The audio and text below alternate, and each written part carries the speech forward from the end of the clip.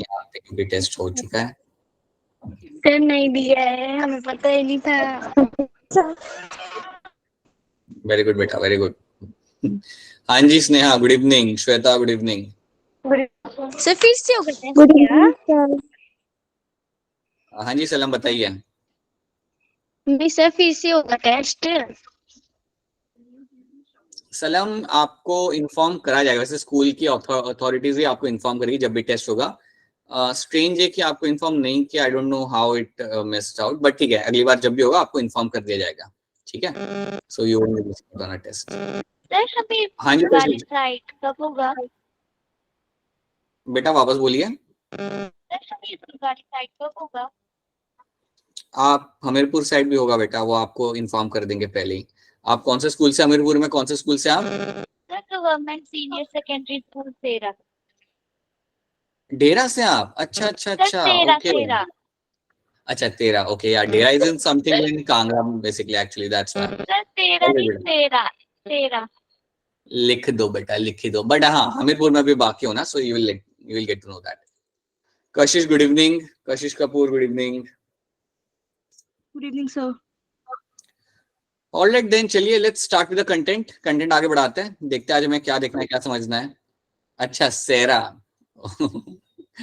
Okay okay Kashish, got it. Sir हमारा test होगा तो मेरा फर्स्ट और सेकंड बैच का इकट्ठा होगा? फर्स्ट और सेकंड क्या बेटा? नहीं सर, जो मैं एक सेकंड बेटा, एक सेकंड, एक एक करके। सर आप मुझे स्नेहा बताइए क्या हुआ, बोलिए। हाँ सर आप मुझे आज की क्लास सेंड कर सकते हो, मैं आज क्लास अटेंड नहीं कर सकती। नहीं कर सकते, ये भी बता दो। सर घर पे फंक्शन है तो नहीं कर सकती अभी। ठीक है बेटा, तो आज का लेक्चर आपको कल दोपहर तक मिलेगा। मैं आपके साथ लिंक शेयर कर दूंगा, आप वहां से निकाल लीजिएगा, ठीक है। Okay bye sir, thank you sir. हाँ जी, बाय बाय। ठीक है, ऑल राइट। ठीक है then, I think I can understand many of you are like in this festive mood. So चलिए पढ़ते हैं हम लोग हमारा cell cycle and cell division. यहाँ पे देखते हैं हमें क्या देखना है इसके अंदर। So let's start with this. और सलाम, घबराई मत, होगा टेस्ट, फ्यूचर में होगा, तब आप दे नहीं पाएंगे। सर मैं पूछ रही हूँ, मतलब जो सेकंड बैच है ना उनके साथ ही होगा हमारा टेस्ट कि अलग अलग होगा? सबका साथ ही होगा, ठीक है, सबका साथ ही होने वाला है, ऐसा नहीं कि अलग अलग। अगर आप एक स्कूल से ना, जैसे आप और पीयूष एक स्कूल से, तो अगर टेस्ट होगा तो दोनों का ही होगा। हाँ जी वैसा है, दोनों का ही होगा। और कौन कौन है आपका उस बैच से, और कौन कौन है आपका फ्रेंड? सर कोई भी नहीं है और। अच्छा ठीक है, बस तो इन दो के साथ में होगा फिर।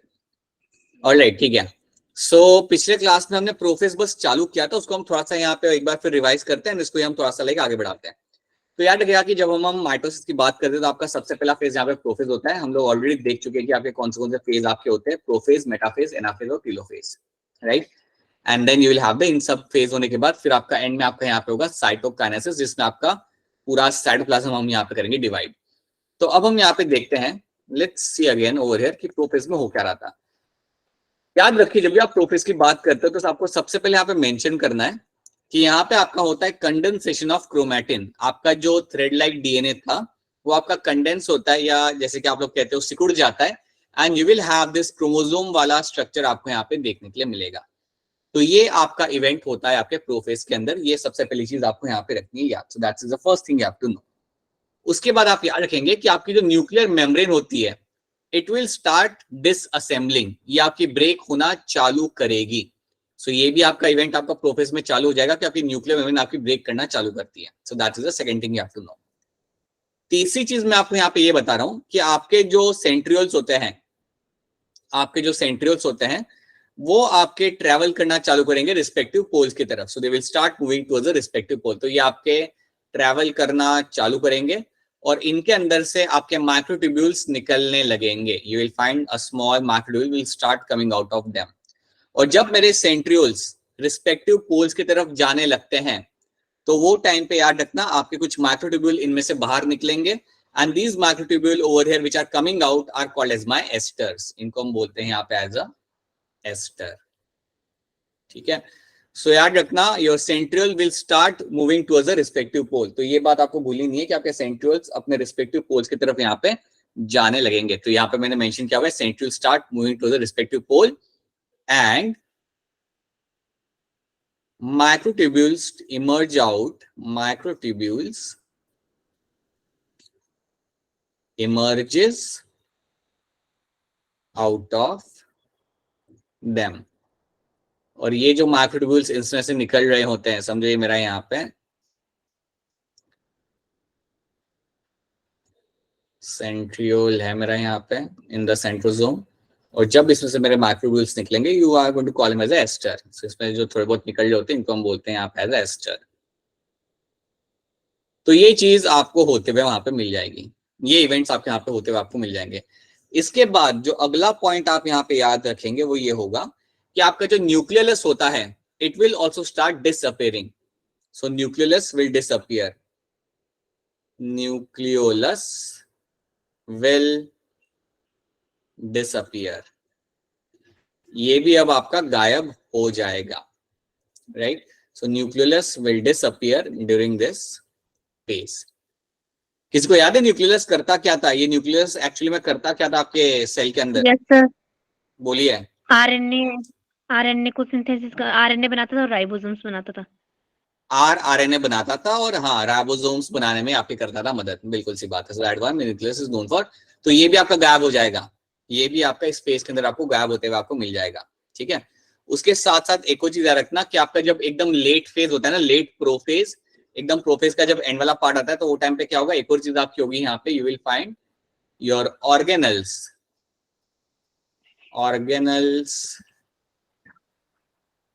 like your endoplasmic reticulum and Golgi also disassembles, also disappear में लिख सकते हैं यहाँ पे, disassemble भी लिख सकता हूँ मैं यहाँ पे, राइट, कि वो लाइक भी disappear हो जाते हैं, like you cannot no longer see them, also disappear।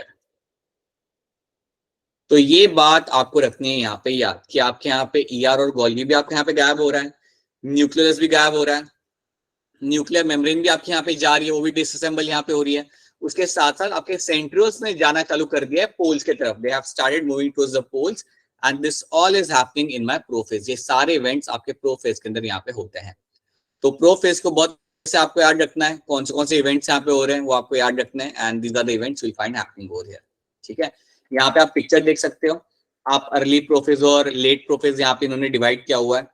So early prophase में आप देख पा रहे हो कि आपका जो थ्रेड लाइक क्रोमैटिन वो कंडेंस होने लगा है। सो मैं कह सकता हूं condensation has started, condensation has started. तो ये चीज आपके यहाँ पे चालू हो चुकी है, राइट। और आप यहाँ पे देख सकते हो आपका कंडेंसेशन पूरा हो चुका है और आपके यहाँ पे क्रोमोसोम्स आपके यहाँ पे दिख रहे हैं, right. So condensation has almost completed, condensation has almost completed. तो आप काफी क्लियरली अपने क्रोमोसोम्स को आप यहाँ पे देख पाते हो। अगर आप देखोगे तो न्यूक्लियर मेम्ब्रेन भी आपके यहाँ पे डिसअपियर होने लगी है, यहाँ पे टूटना चालू हो गई थी, यहाँ पे काफी हद तक टूट चुकी है। So that is something which is also happening. तो ये बात क्या रखना, इन्होंने कई बार आपके बुक के अंदर भी मेंशन किया होगा, अर्ली प्रोफेज और लेट प्रोफेज का आपने पिक्चर बना के दिया होगा, वो आप यहाँ पे याद रखना, ठीक है। कलेक्टिवली याद रखना क्या क्या आपका प्रोफेज के अंदर आपका हो रहा है। अब प्रोफेज एक बार आपका हो जाता है ना, once you are done with the prophase, तो यही चीज आपके यहाँ पे हो रही है, आप देख सकते हो क्रोमैटिन आपका कंडेंस हो रहा है यहाँ पे, ठीक है। आपके यहाँ पे centrioles are going towards the poles, और ये पोल्स पे जाते वक्त ये अपना एस्टर फॉर्मेशन आपका यहाँ पे मिल जाएगा, माइक्रोट्यूब्यूल्स यहाँ से निकलने लगेंगे। So that is something you have to know, aster formation आपको मिलेगा। याद रखना ये दोनों अपने अपने पोल्स की तरफ जा रहे हैं, ये आपका जाएगा इस पोल की तरफ, ये आपका जाएगा इस पोल की तरफ, ठीक है। और न्यूक्लियर मेम्ब्रेन आपके यहाँ पे डिसअपियर हो रही है। So these are the things you have to know in terms of the prophase. इतनी बातें आपको रखनी है यहाँ पे याद। प्रोफेज बड़ा ही इंपॉर्टेंट है, अगर आपको प्रोफेज याद रह रहा है तो आपको बाकी चीजें याद रह जाएंगी। तो आप ही मुझे बता दो प्रोफेज में क्या क्या हो रहा था, ताकि हम आगे बढ़ सके फटाफट, क्योंकि अगर प्रोफेज आपको याद रहेगा ना देन आपको याद हो जाएगा। न्यूक्लियर मेम्ब्रेन डिसअपियर हो रही थी। अच्छा अगर मैं स्टार्टिंग अरे रुक जाओ, अरे एक सेकंड, मुझे स्टार्टिंग से बताओ। सबसे पहले बताओ क्रोमैटिन के साथ क्या हो रहा था? कंडेंस हो जाएगा, वो Condense क्रोमेटिन और होकर क्रोमोसोम में चेंज हो chromosomes जाएगा। बना रहे हैं। Nuclear membrane will disassemble, nuclear membrane will एक disassemble then second centriole Monika, एक second, let me right it down. Chromatin will condense to form your chromosome. Chromosome. ठीक है, आराम से रुको रुको. हाँ ठीक है, that's the one thing which will happen, right? अब मुझे बताओ सेंट्रियोल्स के साथ यहाँ पे क्या होगा? स्पोर्ट्स पे मूविंग, जाना ये स्टार्ट मूव करने करेंगे लग और पड़ेंगे माइक्रोट्यूब। एसिड हाँ जी, centrioles will start moving towards the pole, moving towards the pole, right? And मैं यहाँ पे डायरेक्ट लिख देता हूँ aster formation will be seen. आप समझ जाना कि यहाँ पे आपके मार्क बनकर दिख रहे हैं. And aster formation is seen, aster formation is observed. ठीक है, राइट. अब उसके अलावा आप बताओ और क्या होगा, तीसरी चीज बता दो क्या होगा. न्यूक्लियर मेम्ब्रेन जो डिसेंबल हो जाएगी, न्यूक्लियोलस भी डिसअपियर हो जाएंगे और ऑर्गेनेल्स लाइक ईआर और गोल्गी एपरेटस जो वो डिसअपियर हो जाएंगे. ठीक है, आपकी न्यूक्लियर मेम्ब्रेन आपकी यहाँ पे हो रही है disappear, nuclear membrane, and I like nucleolus will disappear. Yeah, I would rather write it like this. Nucleus के साथ मैं कहता हूँ that it is going to will disappear. ये आपका गैप हो जाएगा. ठीक है, और न्यूक्लियर मेम्ब्रेन भी आपकी गैप ही होती है, बट इसको हम इनिशियली लिखेंगे that it will start disassembling. वो ब्रेक होना चालू करेगा. It will start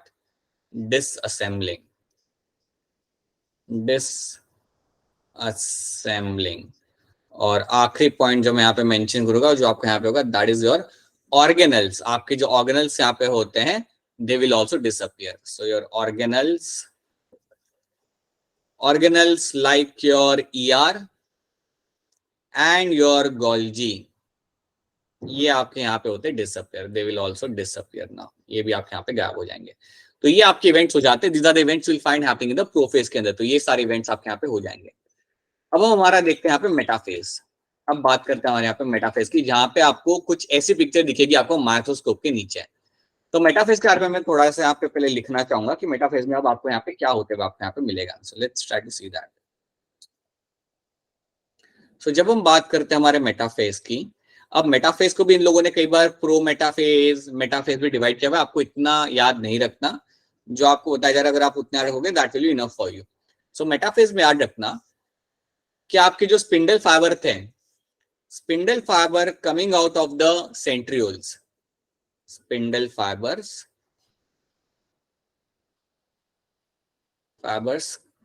coming out of centrioles. ये सेंट्रियोल्स आपके जो स्पिंडल फाइबर्स आपके बाहर निकल रहे हैं, जो स्पिंडल फाइबर्स आपके सेंट्रियोल से बाहर निकल रहे हैं, ये जाके अटैच करेंगे अपने आप को.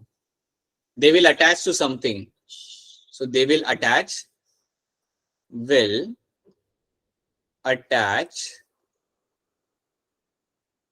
to chromosomes. ये जाके क्रोमोसोम्स से जाके होंगे यहाँ पे अटैच. तो यहाँ पे आप देख लीजिए, यहाँ पे आपके जो स्पिंडल फाइबर है वो जाके क्रोमोसोम से जाके अटैच हो रहे हैं, वो आपको यहाँ पे दिख रहा है. अब ये अटैच कहाँ पे होते हैं, क्वेश्चन ये आता है. तो याद रखना, ये आपके अटैच जो हो रहे हैं, they are attaching to the kinetochore. ये जाके अटैच करेंगे अपने आप को to the kinetochore. I hope आपको याद होगा कि आपके क्रोमोसोम के अंदर आपको 2 काइनेटोकोर मिल जाते हैं. याद आ रहा है किसी को? We have done this. Yes sir. ठीक है. Yes sir. तो याद रखिएगा, आपके जो काइनेटोकोर यहाँ पे होते हैं, उनसे के साथ जाके मेरे यहाँ पे स्पिंडल फाइबर हो जाएंगे अटैच. ठीक है. So my spindle fibre will get themselves attached with the will attach to kinetochore through kinetochore. तो ये बात याद रखना काइनेटोकोर्स का. अब आप यहाँ पे इंपॉर्टेंस आप समझोगे कि काइनेटोकोर्स की मदद से आप बेसिकली अपने स्पिंडल फाइबर्स को आप यहाँ पे अटैच करा पाते हो टू द क्रोमोसोम्स के साथ. So that is something which will happen over here. अब इसके बाद यहाँ पे क्या होगा, they are aligned in the centre. All chromosomes are aligned in the centre. ये बात याद रखना, दैट ऑल क्रोमोसोम्स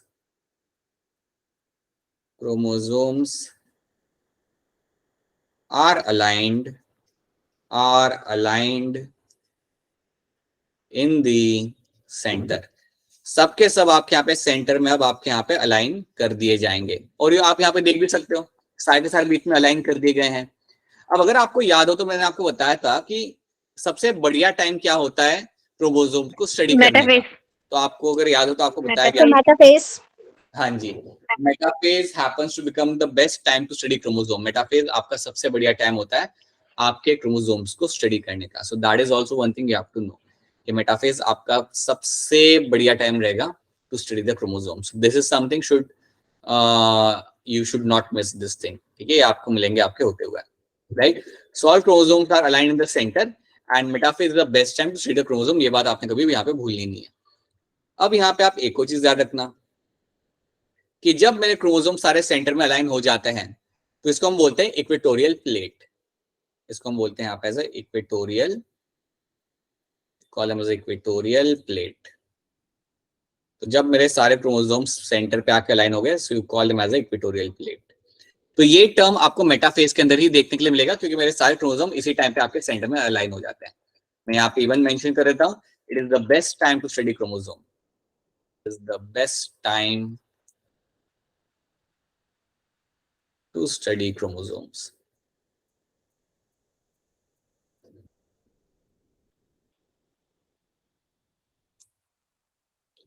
ठीक है, तो ये बात आपने यहाँ पे याद रखनी है। So this is something should be clear to all of you that this becomes your best time to study chromosomes. So एक बात आप यहाँ पे याद रखना कि अगर आपको क्रोमोसोम्स को काउंट करना हो, अगर समझो आप में से कोई लेट्स से कशिश चाहती है कि मैं सारे क्रोमोसोम्स को काउंट करूं, तो ये सबसे बढ़िया टाइम होता है उन्हें काउंट करने का।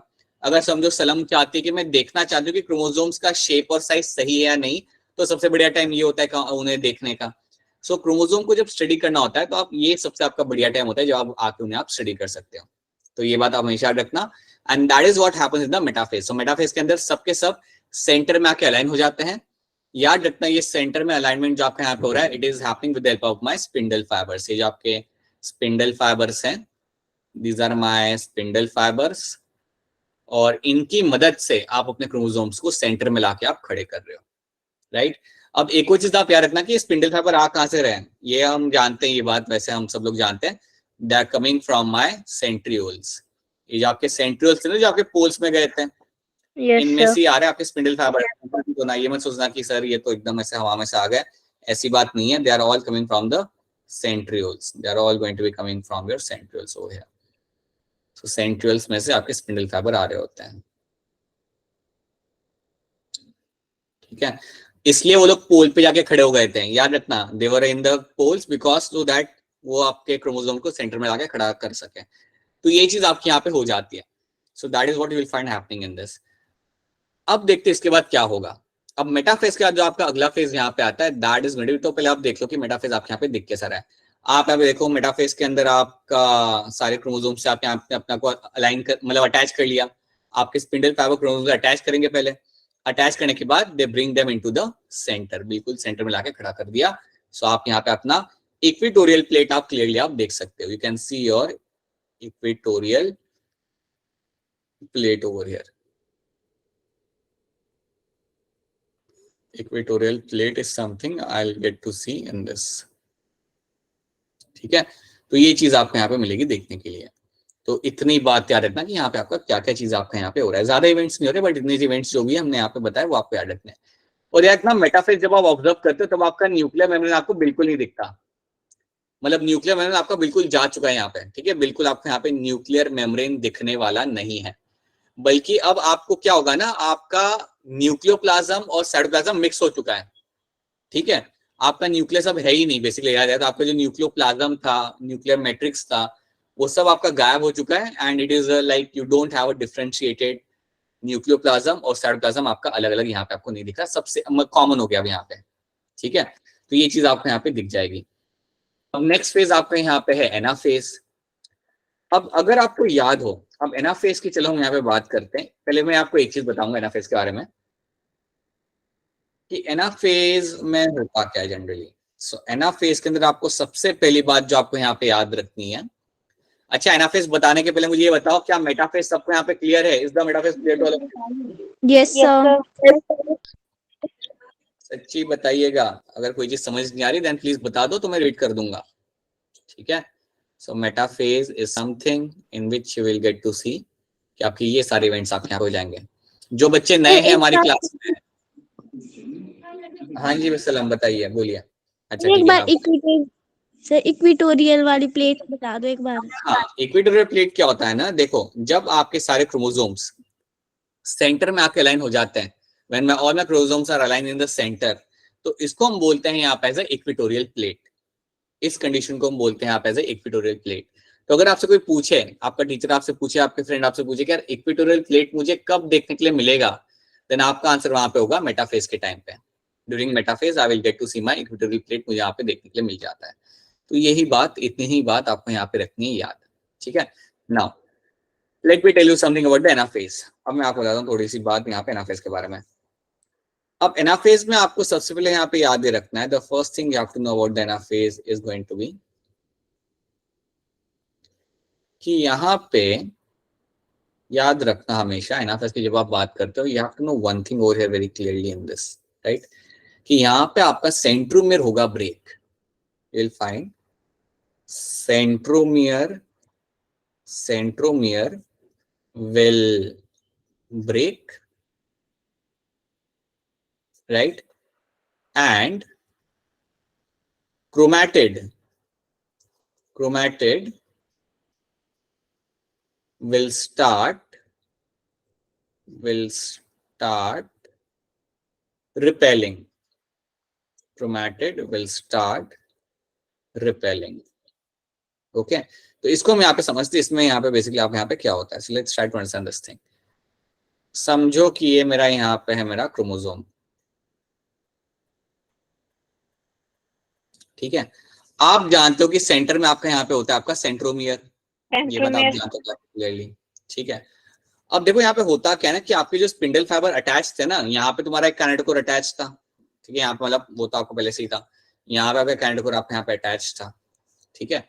अब यहाँ पे आपके लगे हुए थे आपके स्पिंडल फाइबर, ये आप जानते हो कि मेटाफेज में ये सब आपका हुआ था, ये स्पिंडल फाइबर मेरा यहाँ पे लगा हुआ है इसके साथ भी, और ये इसके साथ भी यहाँ पे मेरा लगा हुआ है। अब होता क्या है कि स्पिंडल फाइबर खींचना चालू करते अपने आप को दोनों अलग डायरेक्शन के अंदर।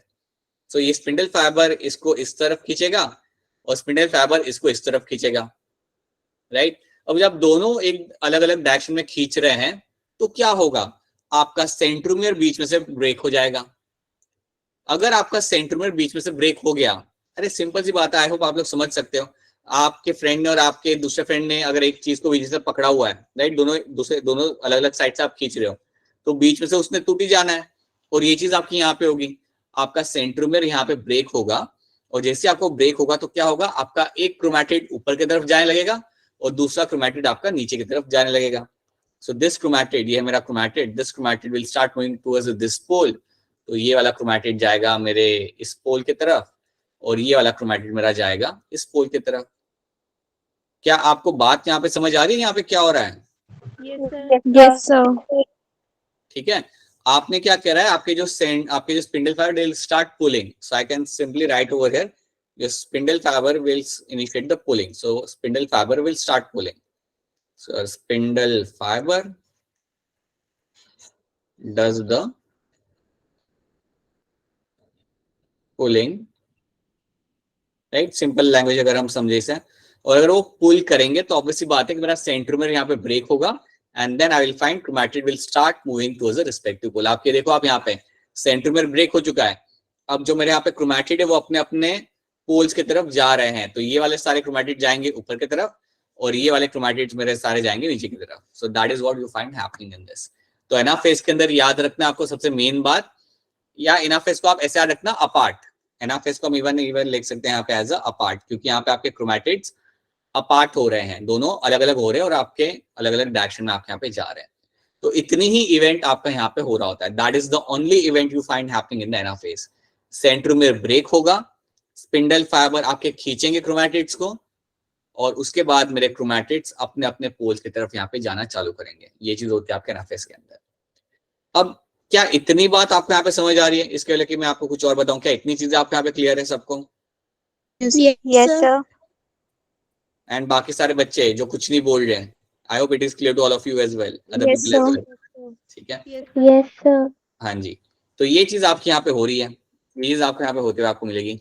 अब एक बात आप याद करिए, एक बात आप यहाँ पे करिए याद, हमने जब ये चैप्टर पढ़ना चालू किया था, हमने जब ये चैप्टर पढ़ना चालू किया था यहाँ पे, सो वी हैव सीन कि हमारे पास होता है चेक पॉइंट नंबर 1, राइट, और ये आपको मिलता है between your G1 G1 and S. हाँ जी, राइट। देन हमने देखा था हमारे यहाँ पे चेक पॉइंट नंबर 2 भी हमने देखा था, वो हमें मिलता है between your G2 to M, G2 and M phase. बिल्कुल सी G2 and M phase के बीच में मुझे चेक पॉइंट नंबर 2 यहाँ पे मिलेगा। And then I will have my checkpoint number 3, और याद रखिएगा कि चेक पॉइंट नंबर 3 जो आपका होता है वो हम बोलते हैं कि वो एम फेज में। इतना हम लोग बोलते थे कि यार ये मेरा एम फेज के अंदर आ जाएगा। अब एग्जैक्टली देखते कि एम फेज में कहाँ आता है, तो यार इतना एम फेज भी एग्जैक्टली आपका आता है between your metaphase and anaphase. अब यहाँ पे आपको एक बात समझनी पड़ेगी ध्यान से, ठीक है। चेक पॉइंट नंबर 3 आपका आ रहा है between the metaphase and anaphase. हर एक चेक पॉइंट का काम होता है, हर एक चेक पॉइंट का काम होता है। जीवन चेक पॉइंट 1 का काम था ये देखना कि क्या मेरे प्रोटीन सारे बने हैं या नहीं बने। अगर मेरे प्रोटीन सारे के सारे बने हुए हैं देन आप एस फेज करने के लिए आप परमिशन दे देते हो, ठीक है। चेक पॉइंट नंबर 2 आपका चेक करता है कि डीएनए में कोई एरर है या नहीं है। अगर एरर नहीं है देन आप आगे बढ़ जाते हो। और चेक पॉइंट नंबर 3 क्या करता है अभी हम यहाँ पे हम समझेंगे। तो चेक पॉइंट नंबर 3 यहाँ पे चेक करेगा, ये चेक करता है that whether my spindle fibers are correctly attached to kinetochore or not,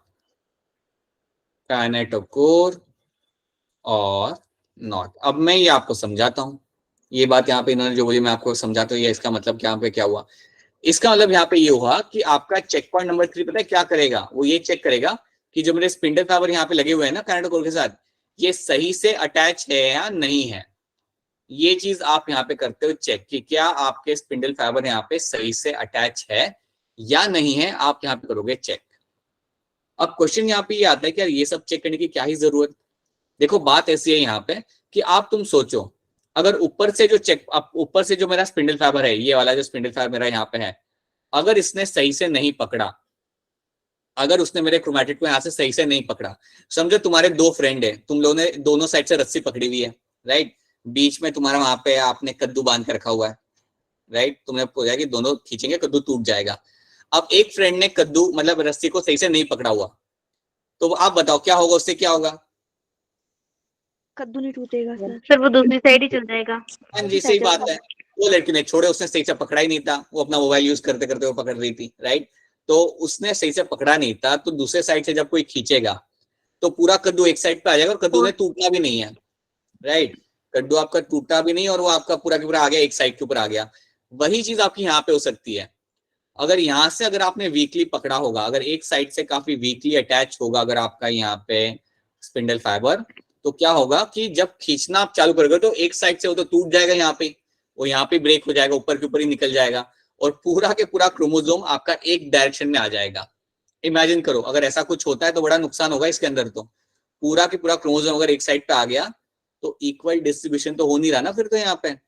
आप समझे इस बात को, अगर पूरा पूरा क्रोमोसोम अगर एक डायरेक्शन में आ रहा है तो आपका इक्वल डिस्ट्रीब्यूशन तो यहाँ पे हो नहीं रहा, और ये तो प्रॉब्लम वाली बात हो सकती है। क्या ये वाली बात आपको मेरी समझ आ रही है? Yes yes sir. Sir. Yes sir. Imagine करो ये मेरा ग्रीन वाला क्रोमोसोम है यहाँ पे और आपका स्पिंडल फाइबर ने वहां पे उसे सही से पकड़ा था नहीं, तो क्या हुआ, ये पूरा के पूरा एक डायरेक्शन में आएगा चल चल के, और अगर ये पूरा के पूरा नीचे आ गया तो ऊपर तो कुछ मिला ही नहीं।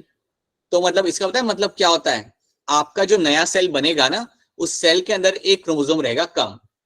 सिंपल सी बात है, जो नया सेल बनेगा उसके अंदर आपका एक क्रोमोसोम वहां पे कम रहेगा क्योंकि आपका इक्वल डिस्ट्रीब्यूशन आप यहाँ पे नहीं कर पाए। So that is why checkpoint number 3 आपका यहाँ पे काम करता है। वो आके चेक करता है कि क्या मेरे स्पिंडल फाइबर सही से लगे हुए हैं या नहीं लगे हुए हैं। अगर मेरे स्पिंडल फाइबर वहां पे सही से नहीं लगे हुए ना तो उसे वो लगाएगा, ठीक है। ये पॉइंट आप ऐसा नहीं बोल सकते कि नहीं करना, मुझे माइटोसिस नहीं करना, ये नहीं हो सकता।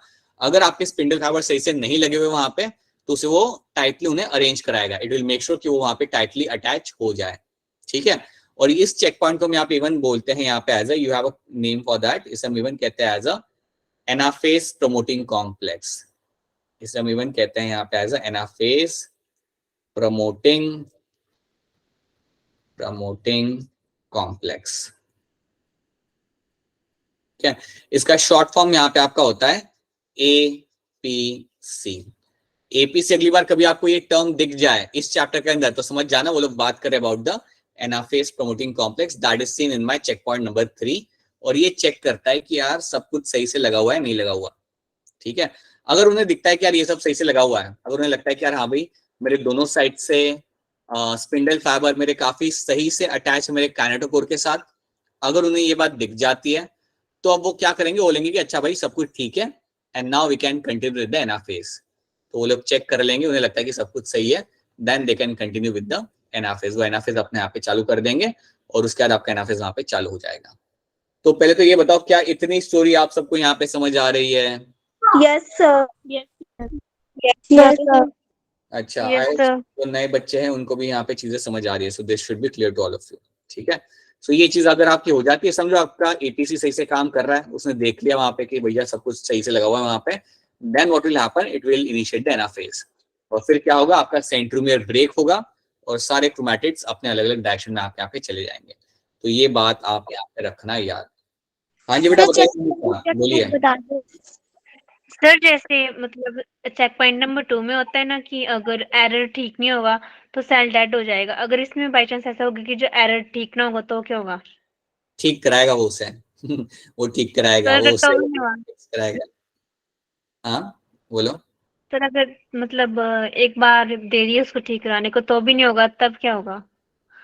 वापस बोलेगा उसे कि ठीक करो, और समझो 2-3 बार के बाद भी अगर नहीं हुआ ना, then he will be like चलो यार चलो कराओ, कंटिन्यू करो mitosis, and then you will find the defect will be seen. वो फिर आपको मिलेगा कि एक सेल आपका होगा जिसमें आपका एक्स्ट्रा क्रोमोसोम होगा, एक सेल के अंदर आपका क्रोमोसोम नहीं होगा, so that will happen. But usually ऐसा नहीं होता, बहुत होता है ऐसा नहीं, आई वोंट से कि ये रेयर है, it can happen, but generally आपका चेक पॉइंट नंबर 3 लाइक सब कुछ संभाल लेता है, ठीक है। बट अगर वो नहीं संभाल पाया फॉर सम रीजन कि आप जैसे कह रहे हो कि उसने ट्राई कर लिया, लग ही नहीं रहा वहां पे सही से या नहीं हो पा रहा, then it will continue with the mitosis. ये टाइम पे आप सेल डेथ नहीं करते, ठीक है। Yes sir. ये बात याद रखना। So this is what will find happening. हाँ जी सलाम, आप कुछ कह रहे थे, बताइए। सर ये हाँ, चेक कुछ नहीं 1 कह और चेक 2 रहे। ये बेटा आई वुड रिकमेंड, बेटा ये हमने तब किया था जब आप नहीं थे, मतलब ये it is a checkpoint number 1 and 2, ये आप मतलब बाहर थे, आप जब ट्रिप पे थे तभी हमने किया था। आई वुड रिकमेंड सलम कि एक बार वो लेक्चर्स देख लो, क्योंकि इनके ऊपर पूरा हमने एक लेक्चर स्पेंड किया, तो just have a look at that lecture link लेके एंड आपको समझ आ जाएगा, ठीक है। You won't have any difficulty in that, तो एक बार आप देख लेना वहां पे। अभी उन्हें हम एक्सप्लेन नहीं कर पाएंगे because it's a lengthy topic, जो क्या होता है सर क्या भेज करता है। देना लिंक। हाँ जी सलम, बोलिए वापस से, क्या करे हो आप? सर लिंक भेज देना। मैसेज डाल देना एक बार, ठीक है, तो मुझे याद रहेगा कि लिंक भेजनी है। Alright, so that is what you find happening in this. So इस तरीके से आपके एनाफेज के दौरान आपके क्रोमैटिड्स आपके यहाँ पे अलग अलग पोल्स पे आपके यहाँ पे चले जाएंगे। So ये आपकी स्टोरी आपके एनाफेज की। एनाफेज की पिक्चर आपके सामने जो रखी है वो आपकी पिक्चर है आपकी एनसीईआरटी की, तो ये चीज आपने रखनी है यहाँ पे याद, राइट। चलिए अब हमारा नेक्स्ट फेज यहाँ पे आएगा, जो हमारा आखिरी फेज भी है, जिसे हम बोलेंगे यहाँ पे as a telophase. So the last phase over here is my telophase. तो चलिए टीलोफेज के बारे में कुछ चीजें का मेंशन करते हैं हम यहाँ पे। अब telophase is completely opposite to your prophase. कहा जाता है कि टीलोफेज जो आपका होता है, it is going to be completely reverse, it is going to be reverse, it is going to be reverse to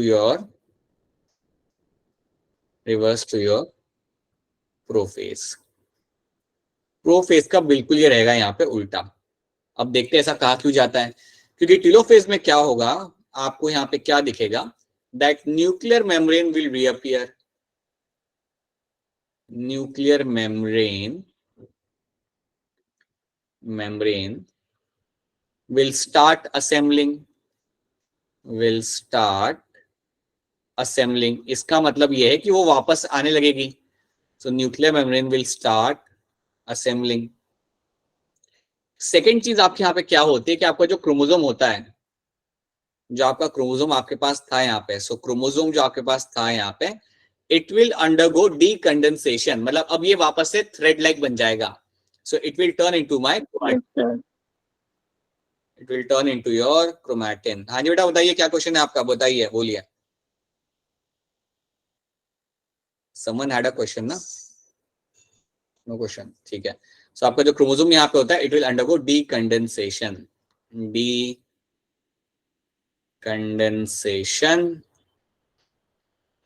और ये कन्वर्ट कर लिया जाएगा आपके क्रोमैटिन के अंदर. So I give you the example over here कि समझो ये मेरा क्रोमोसोम है, ये मेरा क्रोमोसोम जो मेरा वहां पे पहुंच चुका है, ठीक है, आपके पोल की तरफ. अब ये आपका बन जाएगा यहाँ पे thread like. It will become your thread like. So this is one thing you have to know कि आपका थ्रेड लाइक यहाँ पे आपका बन जाता है. तो ये चीज आपको यहाँ पे रखनी है याद. So this is what you will find happening over here. So ये एक इवेंट आपका यहाँ पे हो रहा है, न्यूक्लियर मेम्ब्रेन आपकी आपस से वापस यहाँ पे असेंबल हो रही है, राइट. एक और चीज याद रखना कि आपके स्पिंडल फाइबर आपके गायब हो जाते हैं. स्पिंडल फाइबर का काम हो गया and now you can not find them. So spindle fibre disappears. Spindle fibres disappear. तो इन्होंने अब यहाँ पे गायब हो जाना है. तो ये चीज भी आपको याद रखनी है कि यार स्पिंडल फाइबर अब यहाँ पे गायब हो जाएंगे. आप इस पिक्चर में आप देख सकते हो कि न्यूक्लियर मेम्ब्रेन आपके यहाँ पे आ रही है. You can see over here nuclear membrane आपकी वापस यहाँ पे आने लगी. Can be seen coming again, right. आपको यहाँ पे मेंशन किया हुआ है कि आपका जो क्रोमैटिक था वो आपका क्रोमैटिन बन रहा है, थ्रेड लाइक क्रोमैटिन आपके यहाँ पे बन रहा है. तो ये भी आपका डीकंडेंसेशन भी आपके यहाँ पे होते हुए आपके यहाँ पे दिख जाएगा, राइट. सिंपल चीज है, ठीक है. और उसके साथ साथ आपको यहाँ पे आपका स्पिंडल फाइबर दिख नहीं रहा. तो बेसिकली आपका स्पिंडल फाइबर अब आपका गायब हो चुका है. So in the telophase you will never get to see your presence of the spindle fiber, so it has been lost. वो आपका हो जाएगा यहाँ पे disappear.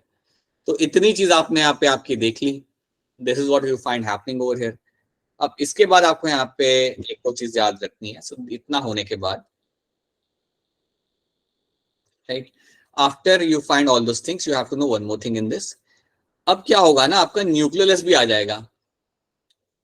न्यूक्लियोलस जो आपका गायब हुआ था, it also reappears. न्यूक्लियस भी आपके यहाँ पे आ जाएगा. आप बताओ अब एक और चीज है जो आपको यहाँ पे दिखने लगेगी. What will now B seen over. Golgi apparatus and क्या बात है, very good. You will find your ER and Golgi apparatus. ER and Golgi body also reappears. बिल्कुल भैया सही बात है. Golgi body भी आपकी it will reappear. तो इतनी बातें आपको यहाँ पे रखनी है याद. तो इसलिए कहा जाता है कि ये बिल्कुल अपोजिट है टू द प्रोफेज. अगर आप देखोगे तो प्रोफेज के अंदर आपका न्यूक्लियर मेम्ब्रेन आपका डिसअसेंबल होता था, यहाँ पे आपका असेंबल हो रहा है. आपने प्रोफेज में देखा था कि आपका क्रोमैटिन क्रोमोसोम में बनता था, यहाँ पे आपका उल्टा हो रहा है, क्रोमोसोम आपका क्रोमैटिन में बन रहा है. तो ये चीज भी आपने यहाँ पे देख ली. स्पिंडल फाइबर वहां पे बनना चालू करते थे, यहाँ पे आपका स्पिंडल फाइबर बिल्कुल गायब हो चुका है. न्यूक्लियस वहां पे आपका वैनिश होता था, डिसअपियर होता था, यहाँ पे आपका न्यूक्लियस वापस आ रहा है. And same thing goes for my ER. तो इसलिए कहा जाता है it is a reverse of my prophase. इसलिए मेरे टेलोफेज को कहा जाता है यहाँ पे as a reverse of the prophase. अब बताओ क्या यहाँ तक आपको चीजें समझ आ रही है? सबसे पहले is this thing clear to all of you?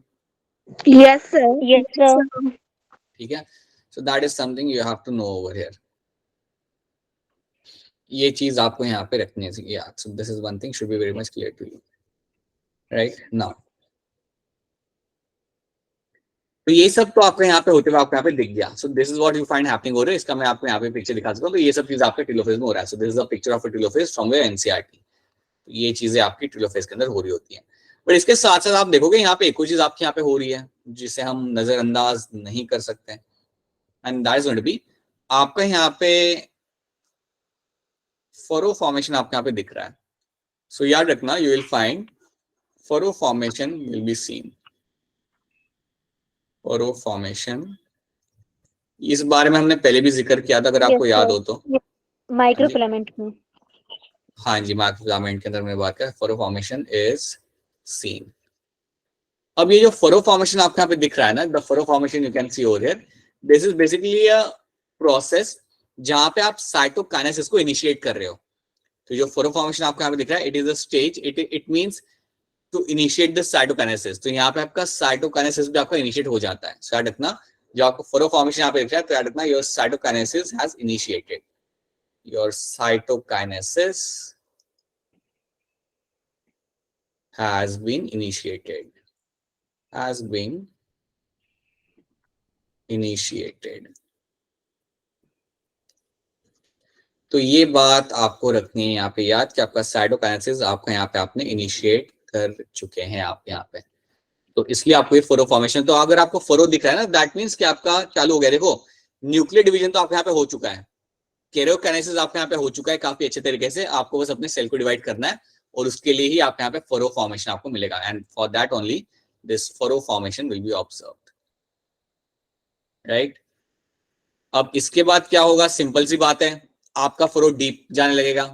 अब आपका फरो आपका और डीप आपके यहाँ पे जाने लगेगा। So what will happen, this will look something like this. So now let me make a partition over here.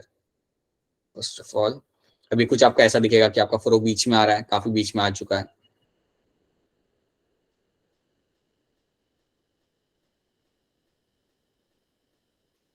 ठीक है, तो फरो आपके यहाँ पे काफी बीच में आ चुका है, that's one thing you have to no.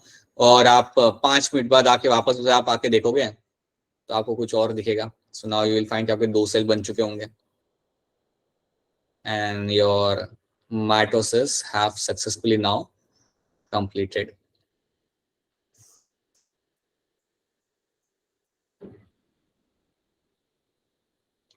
Right. So that is what you find happening over here. So you'll have this nucleus. तो आपके पहले यहाँ पे अलग अलग हो चुके थे और फिर आपके यहाँ पे साइटोकाइनेसिस भी आपके यहाँ पे हो चुका है। So now you can see over here the cytokinesis has taken place. Cytokinesis has completed.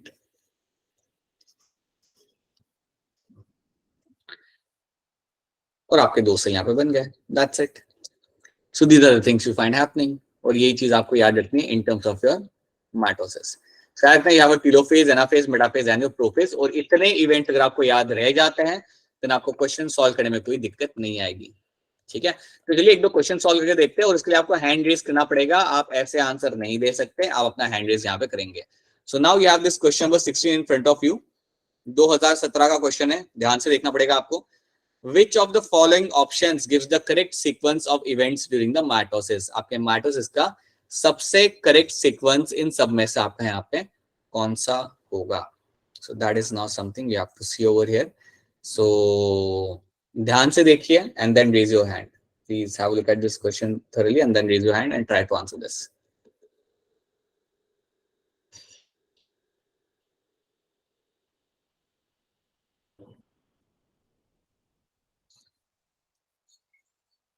No hand raise. चलो फाइनली आया किरण। किरण has raised the hand and Anshika has raised the hand. All right. किरण बताइए आपको क्या लग रहा है यहाँ पे? अच्छा मोनिका ने भी किया, प्रिया ने भी किया होगा। किरण बताइए। किरण यहाँ पे कह रही है ऑप्शन ए, ठीक है। अंशिका आप भी बताइए क्या लग रहा है आपको? Option A. मोनिका आपको क्या लग रहा है? Option A. मोनिका को भी ऑप्शन ए लग रहा है, ओके। एंड कशिश कपूर आपको क्या लग रहा है? Sir option B. Sir option A. Okay, someone said option B as well. अच्छा चलिए मैं आप all right and remaining people are saying option A. ठीक है, got it. See, okay, let me tell you something. Crossing over जहाँ पे लिखा हुआ ना कंडेंसेशन फिर क्रॉसिंग ओवर, ये इवेंट बेटा याद रखना, ये इवेंट आपका माइटोसिस में नहीं होता। ये इवेंट आपको सिर्फ होता मिलेगा इन योर मियोसिस। ये इवेंट आपका हमेशा आपको मिलेगा होते हुए इन द मियोसिस, ठीक है। कभी भी नहीं मिलेगा आपको ये माइटोसिस में होते हुए। तो क्रॉसिंग ओवर टर्म को आप मियोसिस के साथ रिलेट कर सकते हो, not with the mitosis, right. तो इसलिए ऑप्शन बी कभी आपको यहाँ पे आंसर नहीं बन पाएगा, और ऑप्शन डी भी आपके यहाँ पे ऑप्शन आपके यहाँ पे सी आंसर नहीं बन पाएगा, बिकॉज यहाँ पे भी आपका क्रॉसिंग ओवर मेंशन किया हुआ है जो आपको सिर्फ होगा आपके मियोसिस के अंदर, राइट। अब देखते हैं आपका यहाँ पे कि आपका क्या अरेंजमेंट आपका यहाँ पे आएगा सही। तो अगर आप स्टार्टिंग से अगर आप देखोगे यहाँ पे, so let's see the arrangement over है। सो आपका ए में क्या है आपके यहाँ पे? Condensation, then nuclear membrane will disassemble, जो आप जानते हो होता है प्रोफेज के अंदर। Then arrangement of at the equator, ये अरेंजमेंट एट द इक्वेटर कौन से फेज में होगा? Metaphase, right, metaphase. मेटाफेज, हाँ जी। देन आपका होगा यहाँ पे सेंट्रोमियर का डिवीजन, ये कौन से फेज में होगा? एनाफेज, एनाफेज, बिल्कुल सही। याद रखना सेंट्रोमियर का ब्रेक होना it's something which happens in my anaphase, और सेग्रीगेशन मतलब अलग होना, सेग्रीगेशन मतलब होता है आपका अलग होना, ये भी आपका एनाफेज के अंदर ही होता है। So yes, that is going to be true, and then you have the telophase, which is going to be the last correct option, like last thing which will be happening in this. So बिल्कुल सही बात है बेटा आपका यहाँ पे option A आपका बनेगा यहाँ पे as a correct answer. Option A आपका यहाँ पे बनता है यहाँ पे as a correct option, will be seen over here. तो ये चीज आपको यहाँ पे रखनी है याद। So this is something should be clear to you. So condensation, nuclear membrane will disassemble, arrangement at the equator, centromere divide करेगा, सेग्रेगेशन होगा, and then you will have the telophase. So yes, this will be my correct answer. Option A is the right answer. ठीक है, alright. Then 18 का भी answer करने के लिए आपको हैंड रेज करना पड़ेगा। 2016 का ये क्वेश्चन है आपके सामने। So spindle fibre attach on to, hand raise करेंगे आप लोग यहाँ पे। सलम कुमारी बताइए क्या लग रहा है आपको यहाँ पे answer.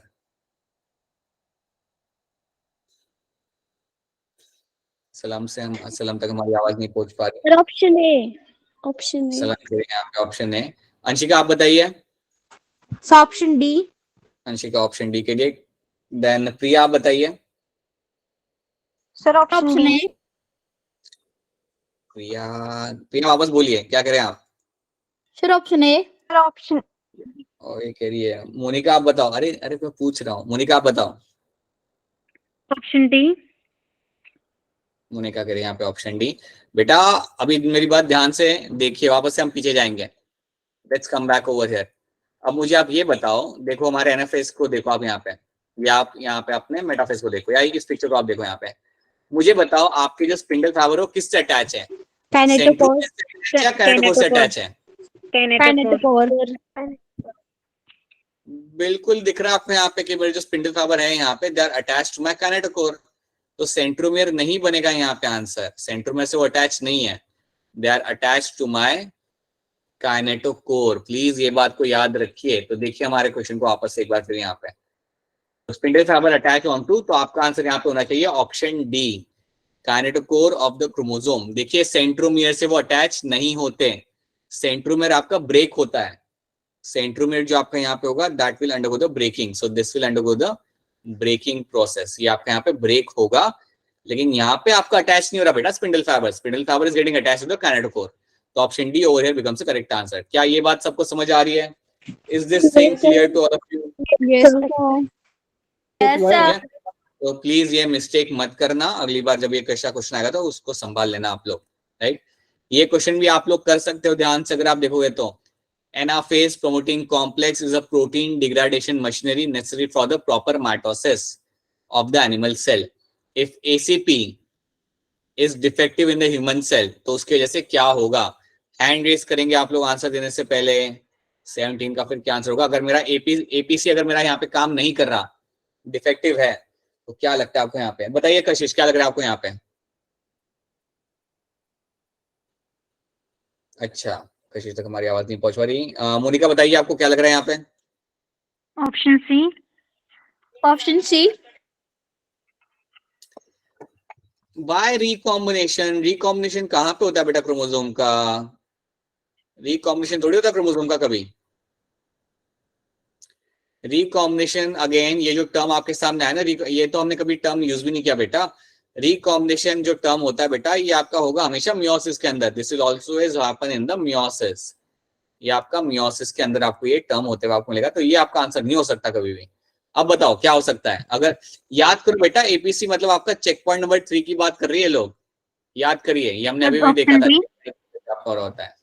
Option D, option D. B. B. Option B आप बता रहे हो यहाँ पे, कुछ लोग ऑप्शन बी बता रहे हैं, कुछ लोग कुछ भी नहीं कह रहे। क्या लग रहा है आपको बेटा? बताइए क्या लग रहा है आपको यहाँ पे, क्या आंसर हो सकता है? एक बार फिर बताइए सब लोग collectively. Option B. Option B, option B. यहाँ पे सही आंसर है, क्रोमोसोम्स विल नॉट सेग्रीगेट, आपके ये अलग नहीं हो पाएंगे सही से।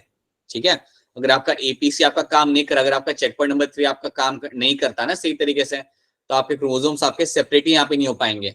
You don't find them getting separate over here, right. So chromosome आपके यहाँ पे समझो, अगर एपीसी यहाँ पे क्या कर रहा है बेटा आपके यहाँ पे, क्रोमोसोम्स को अटैच करा के उन्हें ब्रेक करने में मदद करता है। बट अगर ये आपके यहाँ पे काम नहीं करा, then you will not find them getting segregate, they will not segregate. ये आपके यहाँ पे सेग्रीगेट आपके यहाँ पे नहीं हो पाता है। So this is something you should be know, ये आपके सेपरेट आपके नहीं हो पाएंगे। So that is why option B over here becomes the correct answer. Alright, so that is what you have to know in this. ये चीज आपको यहाँ पे याद रखनी है. तो ये हमने कुछ क्वेश्चन लिखे थे और इसका भी आंसर आप मुझे बता सकते हो. At metaphase, chromosome are attached to spindle fiber by their. ये तो वापस आ गया क्वेश्चन. क्या होगा इसका आंसर? Option C. हाँ जी, ऑप्शन सी आपको बनेगा यहाँ पे एज अ करेक्ट आंसर. बिल्कुल सही. सो that is something you will find happening in this. Yes, तो इतनी चीजें आपको यहाँ पे याद रखनी है. आई वुड रिकमेंड कि एक बार जाके खुद से इसे पढ़ लीजिए from your end. Try to read all the things which you have done over here in this particular chapter. मतलब इन दिस पर्टिकुलर माइटोसिस में आपको इतनी चीज जो कराई गई है उसे पढ़िए एंड उसे याद रखिए. अगर आपको इतना याद रहता है तो आपको क्वेश्चन सॉल्व करने में आपको दिक्कत नहीं आएगी. एक और क्वेश्चन आपको दिखा देता हूँ. ये क्वेश्चन भी कर दो फटाफट. If you are provided with the root tip of a onion in your class and asked to count the chromosomes, which of the following stage Option can A. Be most conveniently used into metaphor? Option A. तो yes, इन्होंने आपसे पूछा कि कौन सा सबसे बढ़िया time होगा आपके क्रोमोसोम्स को काउंट करने के लिए, और आपका आंसर यहाँ पे हमेशा आएगा यहाँ पे एज अ मेटाफेज. तो मेटाफेज आपका यहाँ पे सही आंसर है बिकॉज ये आपका सबसे बढ़िया टाइम है टू काउंट द क्रोमोसोम्स. तो यहाँ पे बेटा हमने कुछ ही क्वेश्चन यहाँ पे सॉल्व किए. हमें और क्वेश्चन यहाँ पे सॉल्व करने होंगे. We'll have to solve more number of questions in this. तभी आपका इसके ऊपर अच्छा से हाथ बैठेगा. ठीक है, तो जितनी चीजें आपने यहाँ पे कराई है उसको आप यहाँ पे ध्यान से याद रखिए, पढ़ लीजिए. एंड कल वापस से हम लोग जब मिलेंगे सो प्लीज एंश्योर कि हम लोग जब क्वेश्चन सॉल्व करेंगे और so you should be able to solve all those questions, right.